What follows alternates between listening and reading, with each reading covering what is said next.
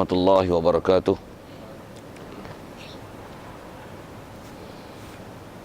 Alhamdulillahi rabbil alamin, wassalatu wassalam ala syarfil anbiya'i wal mursalin wa ala alihi wa sahbihi ajma'in. Subhanaka la ilma lana illa ma 'allamtana innaka antal alimul hakim.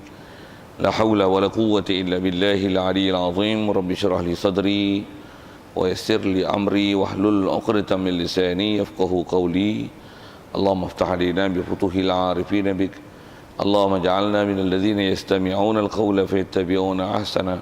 Allahumma 'allimna mimma jahilna wanfa'na bima 'allamtana wa zidna 'ilman nafi'a ya rabbal alamin.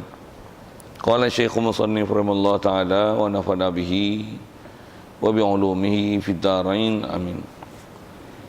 Kita di muka surat 13 rasanya, lah yang kita jawi. Kata Musannif rahimahullah ta'ala, yang keempatnya adalah mukhalafah lil hawadis. Ya, situ rasanya. Baik itu. Sifat salbiyah, artinya tidak menyerupai Allah Ta'ala dengan segala yang baharu, walaupun satu jalan sekalipun, kerana yang baharu bertongkol yang bertempat, dan zat Allah Ta'ala tidak bertongkol, tak ada bertempat, dan tidak menyerupai dengan baharu pada sifatnya, kerana sifat baharu arad yang menumpang di jirim, arad yang menumpang jirim bertongkol, dan sifat Allah Ta'ala bukan arad. Hadirin sekalian, pertama sekali syukur dan terima kasih kita ke Allah Ta'ala. Syukur kita nikmat hidup yang masih diberi, syukur kita dapat nikmat Islam, yang kita dah Islam dengan sebab mak ayah kita Islam. Lebih-lebih lagi syukur kita Allah Ta'ala jadikan hati sanubari kita boleh ia membenarkan semua ajaran yang dibawa datang oleh Nabi kita Muhammad sallallahu alaihi wasallam.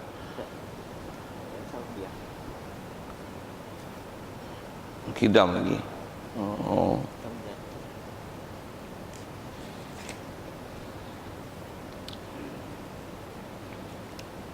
Itu silap tempat.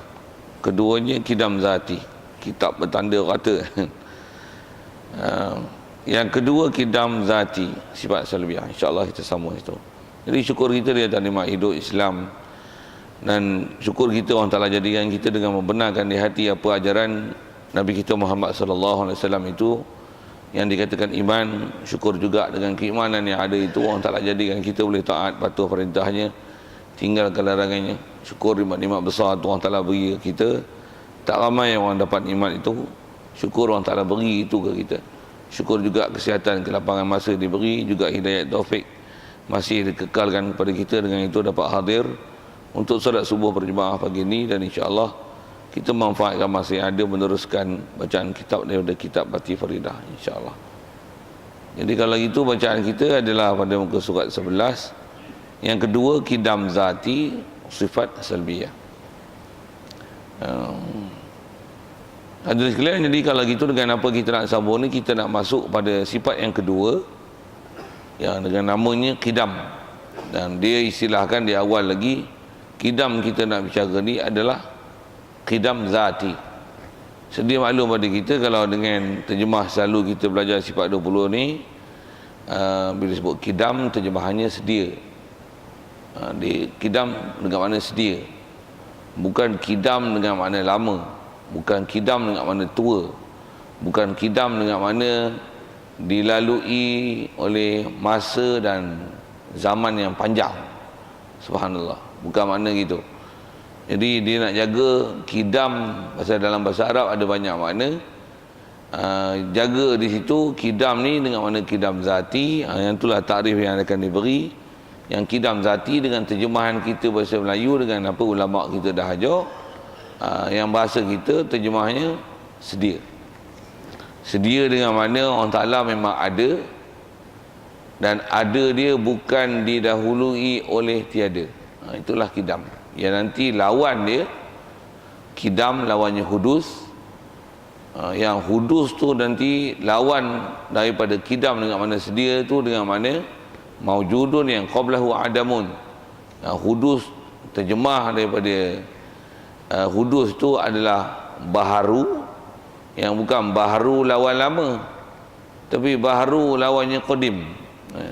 Jadi qadim sedia dengan mana maujudun yang laisa qablahu adamun, yang mau perkara yang ada yang bukan didahului oleh tiada, yang dia ada, yang maujudun la awwalalah, yang dia ada tidak ada awal baginya.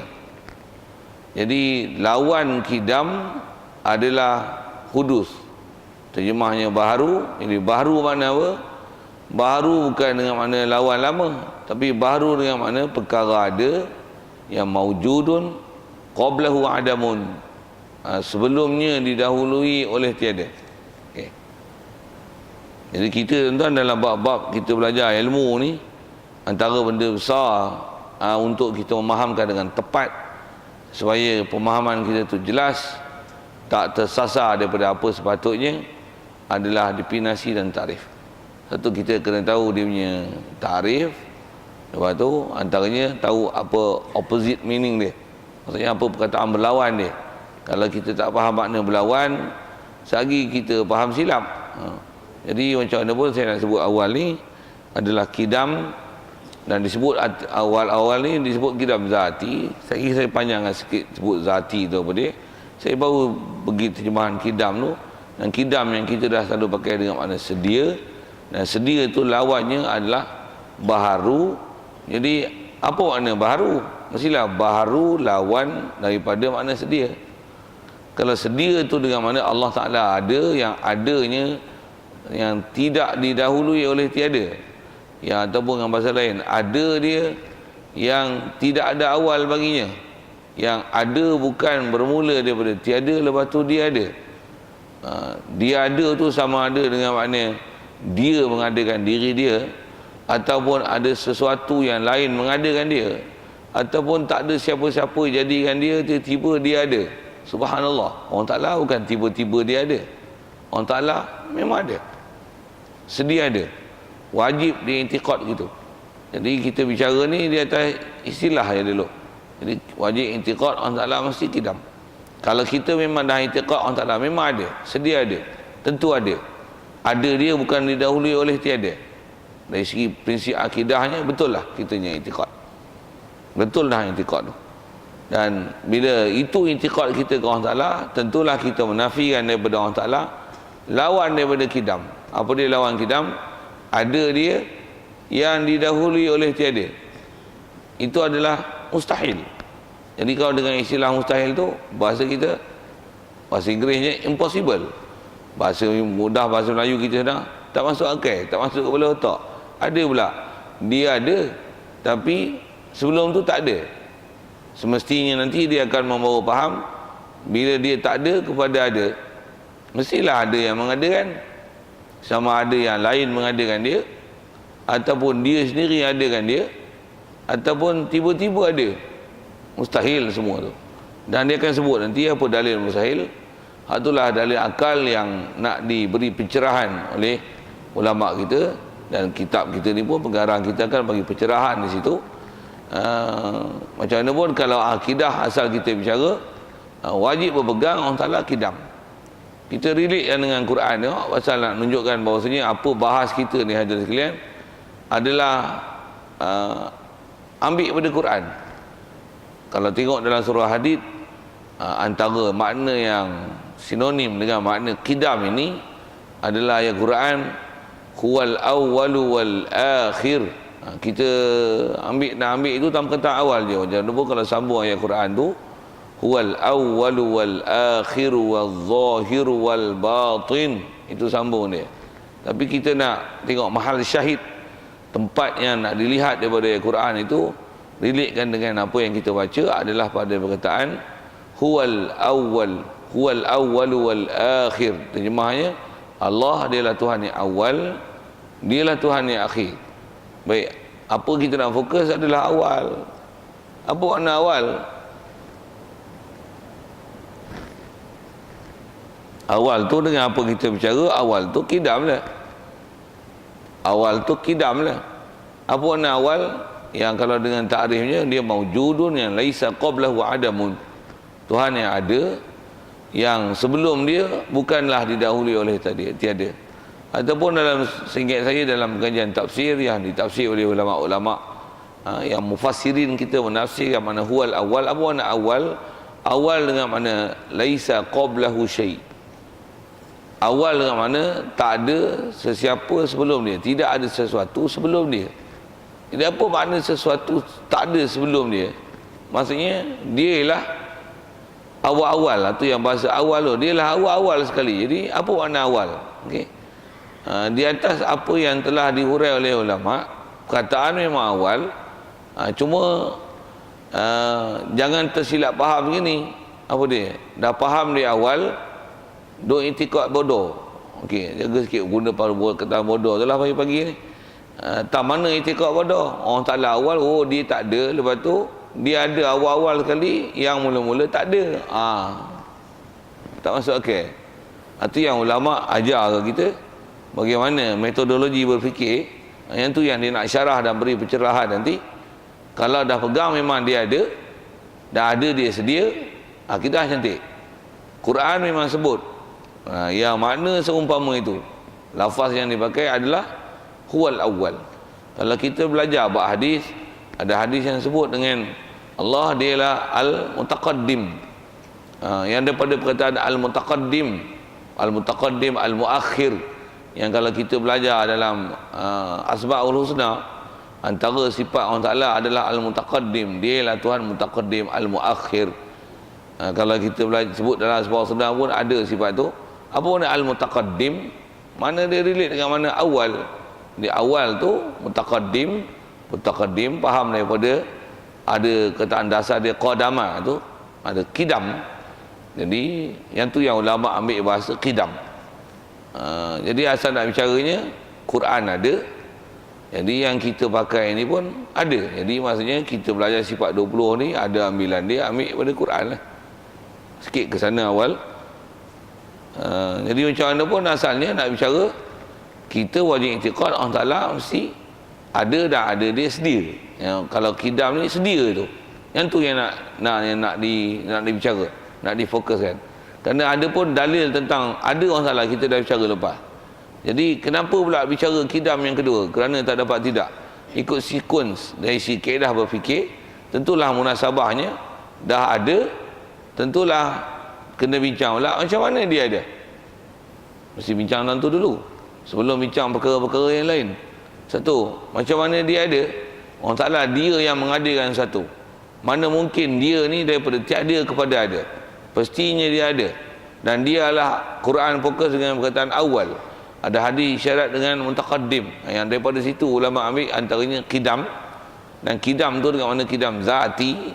Apa makna kidam zati? Kidam zati dengan mana yang dia ialah maujudun yang laisa qablahu adamun.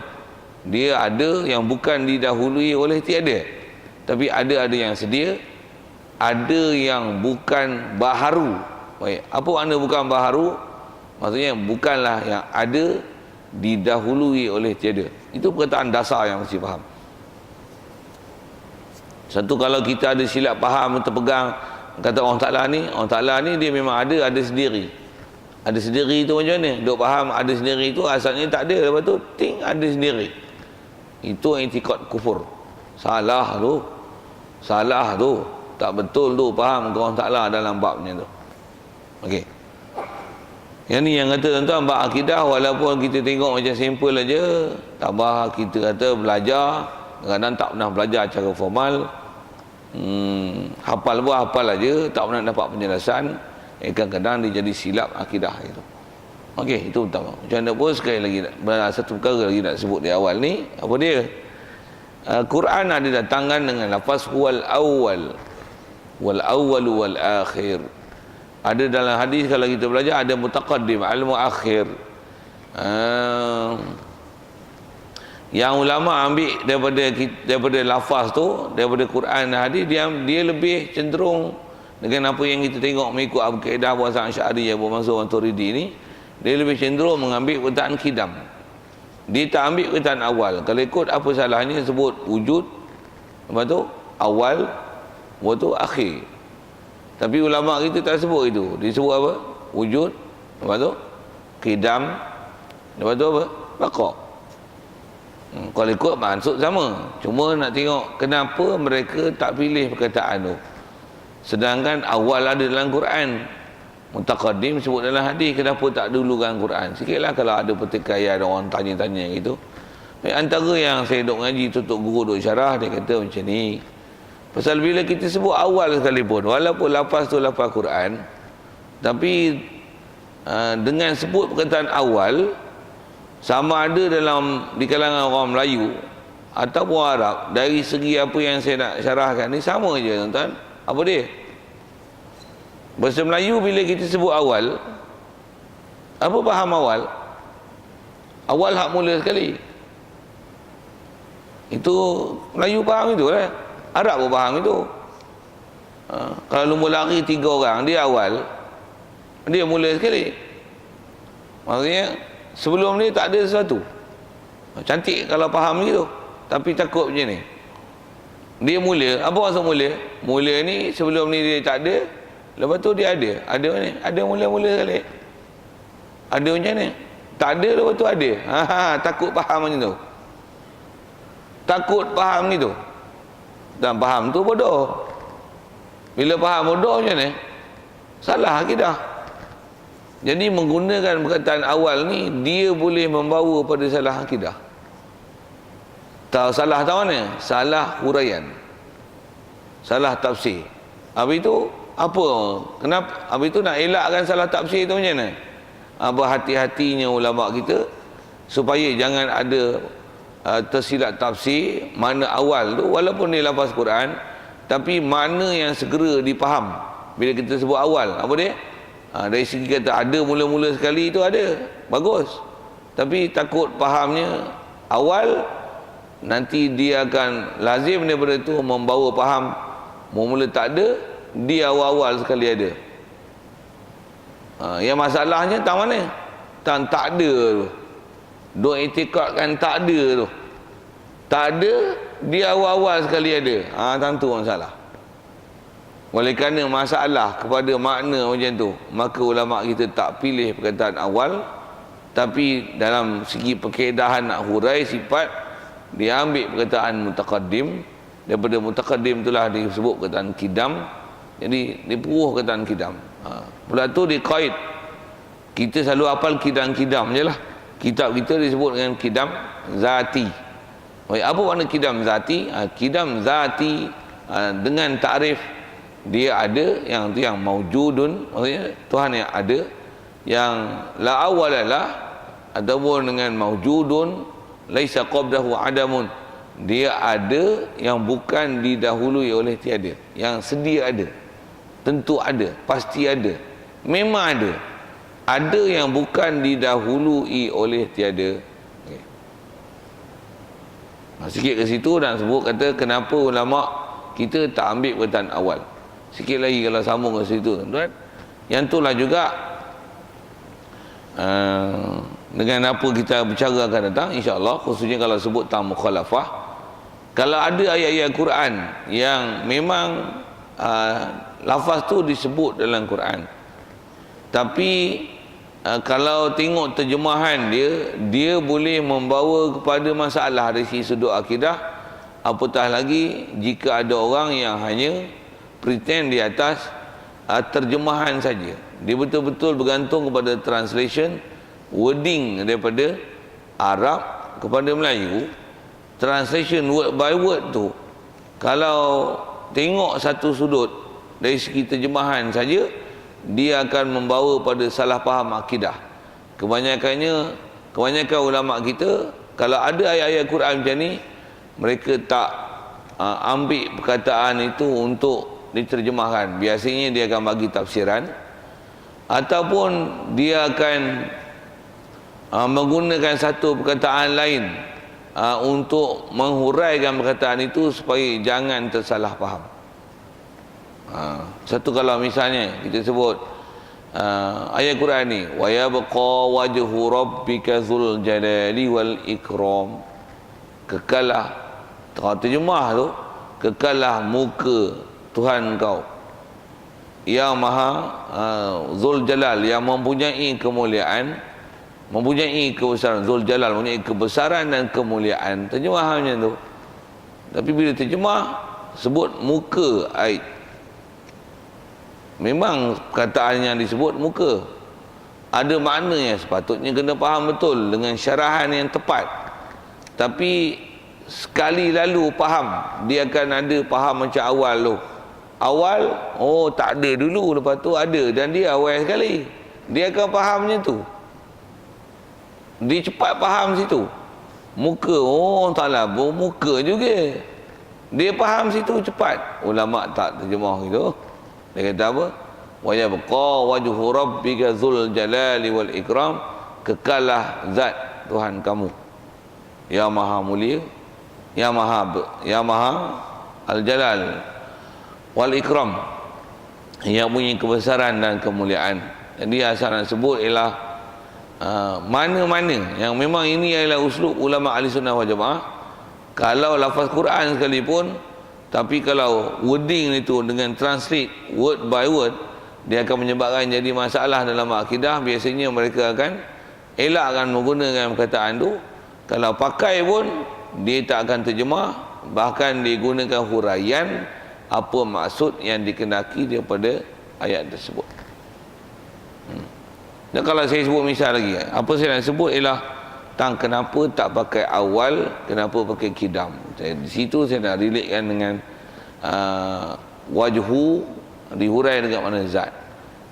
Begitu juga kalau saya nak sebut satu ayat sebagai contoh, nak kata kalau relate dengan apa yang kita bicara ni, makna ada, terjemahan ada, tapi tak faham.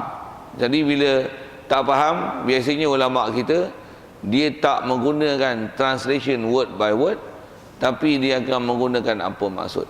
Misalnya ayat Quran ada sebut gini, walladzina hum li furujihim hafizun illa ala azwajihim aw ma malakat aymanuhum fa innahum ghairu malumin.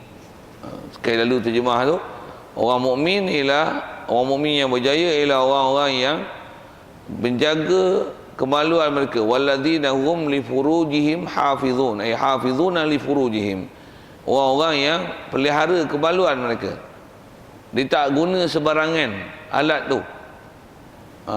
Kalau diguna pun yang dilepaskan illa ala azwajihim, melainkan kalau dia nak lepaskan keinginan dia, dia lepas ala azwajihim, ke atas isterinya, au ma malakat aymanuhum, asal terjemah, ataupun ma barang yang malakat memiliklah aymanuhum oleh tangan kanan mereka. Fa innahum ghairu malumin, orang mukmin macam ni mereka tidak akan dicerca. Tuan faham? Nak fokus tang mana? Wa ma malakas aymanuhum, apa yang dimiliki oleh tangan kanan mereka. Awak tangan tu jadi bini dia, kepala otak. Buah tu, buah kepala otak dulu. Pasal apa? Itu salah faham. Apa maksud wa ma malakas aymanuhum? Terjemahannya tu. Tapi kebanyakan ulama tafsir tak pakai perkataan terjemah tu. Dia terus pada kata illa ala azwajihim.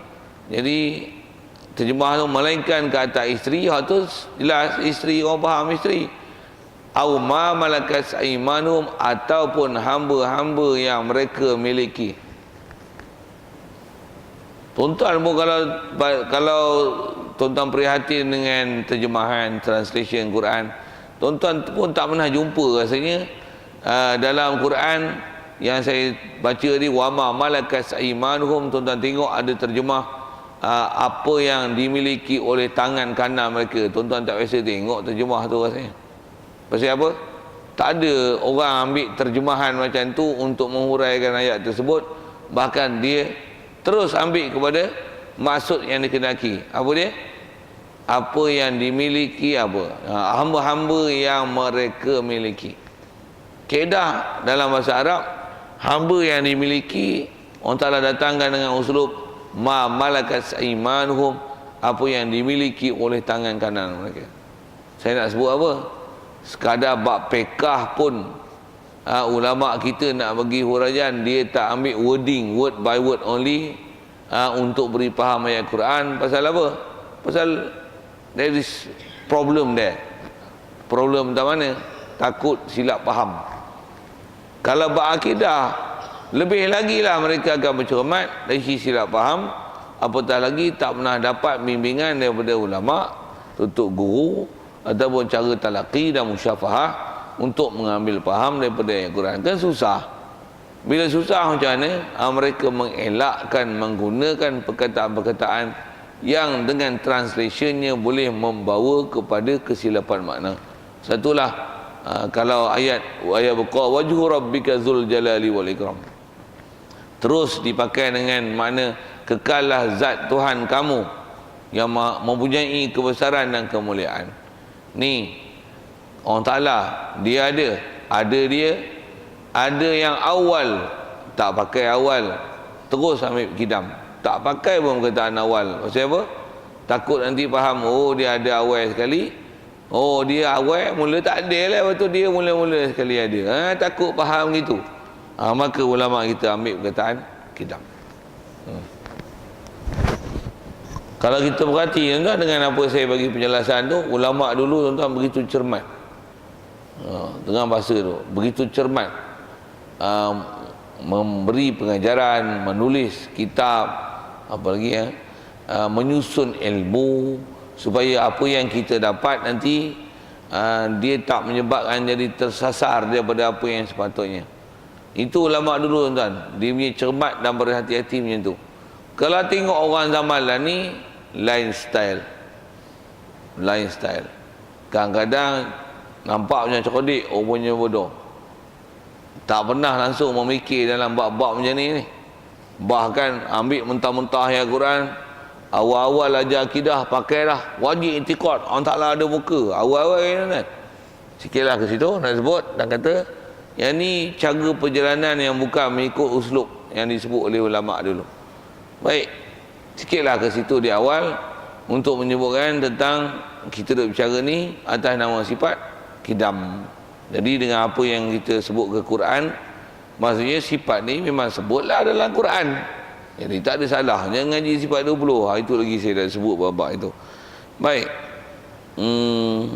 Jadi yang kedua ni atas nama sifatnya kidam, dan kidam ni kidam zati. Disebut kidam zati dengan takrifan tadilah. Disebut zati itu supaya nak melihara daripada memahamkan ada kidam zaman ni. Jadi belajar macam ni tuan-tuan, dia tak dapat tidak mesti ada bahas lah. Jadi kalau tuan-tuan belajar STEAM tu memang tidur. Pasal tuan-tuan tak ambil berat apa benda dah cerita dia syarah panjang lebar apa. Pasal mengaji ilmu dia bukan mengaji motivasi kan. Dia mengaji fakta. Saya cerita fakta tuan-tuan. Awal saya cerita kidam. Kidam lawannya hudus. Lawannya baharu, bukan baharu lawannya lama. Saya cerita fakta tu sebiji-sebiji dengan bahasa Melayu. Saya cerita dengan bahasa Arab.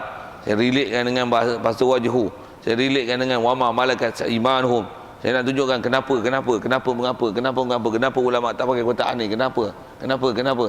Tuan-tuan mengaji STEAM macam ni, relax, memang lena. Padahal kalau tuan-tuan kutip tu, saya tak tahulah berapa tuan-tuan boleh kutip saya sebut tu. Tapi kalau nak mengaji tu tuan-tuan, saya dulu nak mengaji, saya nak boleh cerita macam tu, bukan nak cerita. Saya nak jumpa guru yang boleh mengajar kat saya yang macam tu. Dia sebut je, dia cerita sebiji. Bertahun tuan-tuan saya mengaji. Kat tuan-tuan tengok saya cerita kat tu, tuan-tuan boleh relax. Saya nak faham dulu hak tu berapa orang guru yang ni, tok guru ni sebut ni, tok guru ni sebut ni, tok guru ni sebut ni, tok guru ni sebut ni, baca kitab ni, kitab ni sebut ni, kitab ni sebut ni, kitab ni sebut ni. I take a lot of time. Tu apa lagi? Nak sebut apa? Nak mantap kan? Apa saya nak faham ke kidam ni? Lagi saya nak sebut lah apa dia, zati, salbiah. Jadi malah yang macam tu lah, nasib lah tuan-tuan. Tuan-tuan nak bersungguh tak bersungguh tu. Itu yang Arab disebut majadda wajada. Siapa tu sungguh-sungguh dia dapat, tak bersungguh ada. Tapi kalau bersungguh, walaupun tuan-tuan bukan secara formalnya mengaji agama, mengaji kat masjid sambil-sambil main sembahyang je, ngaji free pula tu, tak ada kena iuran. Tapi kalau